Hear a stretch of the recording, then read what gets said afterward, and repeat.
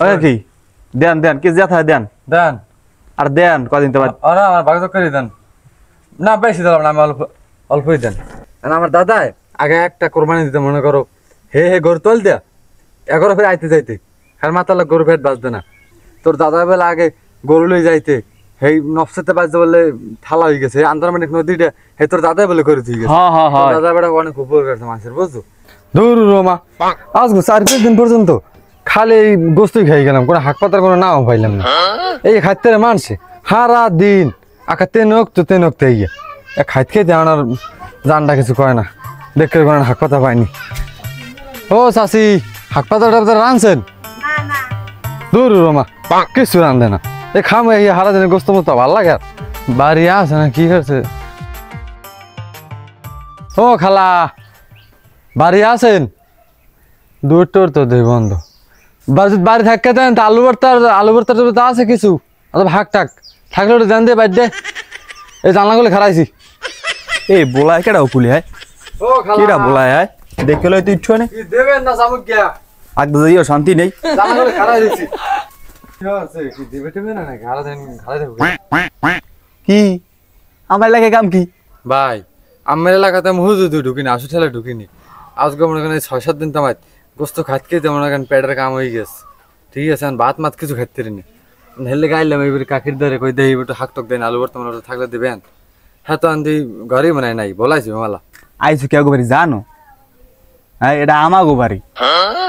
তুই এই যে আমাগো বাড়ি করতে বললিয়া আমি এত্তিরেস কমিটি দেও নাই গোস্ত খাইতে আমার ডাইরেক্ট হয়ে গেছে ডাইরেক্ট দেও নাই আমি তোর বন্যে তুই এইছি ভাই বুঝছি আমার কথা আমি আনলাম তা দেই কোন হাক পাতা পাইনি আলু ভর্তা পাইনি হেল দুইজনে বাগজ করে খামো না আসলে দেই বাগজকে মেলেনি হলাম একটা বাড়ি আছে বুঝছো এবারে মানুষ পদার থাকে বুঝছো তো দেখ কেলে একটু বাড়ি হন দেই তুমি ওকে কি দেন দেন কি যা থাকে দেন দেন আর দেন কদিন তো বাদ আরে আমার বাগজ করে দেন না বেশি দিলাম না আমি অল্পই দেন এ বেটা আমরা 6-7 দিন তোমার গোস্ত খাই কেমনে জানো কেমনে আমরা হয়তো পুরনো কালে তোমরা গরু কোরবানি দিই আমার দাদার আমলে হ্যাঁ আমার দাদা আগে একটা গরু কোরবানি দিতে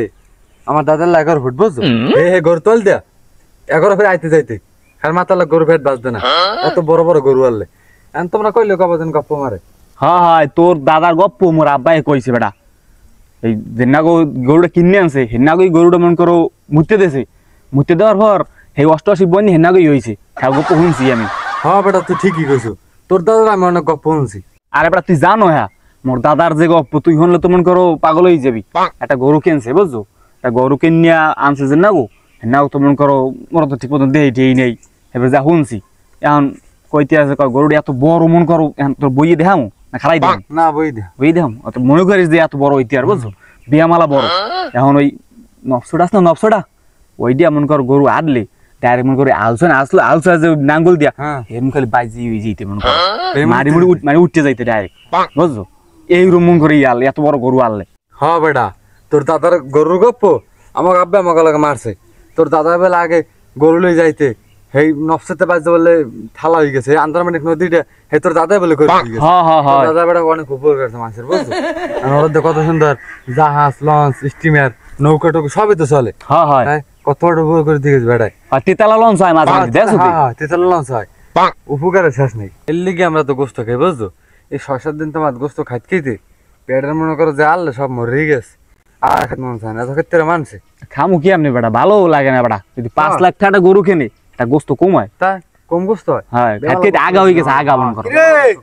তোকে আমি 2 দিন কি বিরছেছি কইছি তোকে দুইজনে তোরা কোরবানি দাও নাই শুনছি এরকম তোর একটু গরিব ফ্যামিলি জানি এটা কিন্তু লিখি কই যে তোকে একটু গোস্ত রস্ত দিয়ে তোকে বিরছেছি না তোরা আল্লি কই হ্যাঁ বেটা আই সামালা করছিস আমাকে দাদা হাতটা আগে হাতটা করে কোরবানি দিতে আমাকে আমার গরু এলাকায় বড় গরু কোরবানি দিতে পারেনি কত বড় বড় একটা গরু কোরবানি দিচ্ছে আমি দেখতাম না আমি এলুকে চাইতাম গরুর দিকে এখন তো দাদা সুস্থ হয়ে পড়ছে দেখতে পারিনি তুই কে তোর দাদার গপ্পই মারলি কে তুই দেখো না আমার দাদার গরু হয়তো বিলে 50 জন লাগছে কইছে আমি গপ্প মেরে বাদ দেন আইছি দাদার খালি গপ্প একজন কইতে আইছে ল তোকে বিরছি পাই না তো দিন তোকে এটা গোস্ত দিছি বুঝছো এই গোস্ত আনবি আন ল সত্যি না ভাই গোস্ত থইছে হ্যাঁ বেটা তো দুজনের গোস্ত থইছি ফ্রিজে ল ফ্রিজে না না এখন বারে থইছে আর ওটা ফ্রিজে থইছি বললাম চললাম আচ্ছা না বুঝছেন না ভাই একটা পুরো গোস্ত খাইতে পারিনি এই 6-7 দিন থামাই এককালে গোস্ত নাম গন্ধ গোস্ত হুমকি দেয়নি গোস্ত কি বলি কেউ ওই বেরি মানুষ আমার লাগ ডাক বলা বলি করে কইতেছে তোরা বলে 6-7 দিন যাবাত তুলার খাওয়া খাইছো গোস্ত তোরা বলে আমি গোস্ত খাইতে না দেখে বলে তোরা হাক আলু ভর্তা এইসব মানুষের একটু হয় যা হয় নে ভাই হেলিক গেলাম বিশ্বাস করেন না ভাই কেউ এক ফোঁটা গোস্ত দেয় না খালি চাইছি এরকম করে যাই হাক পাতার কথা কইছি গোস্ত ওদের তাই আমরা হেইতে চাইছি আমরা তো মনে করেন বেলা আসছে না যে গোস্ত কথা কমু আমরা তো হাকের মাধ্যমে বুঝেছি যে গোস্ত লাগবে ওরে আল্লাহ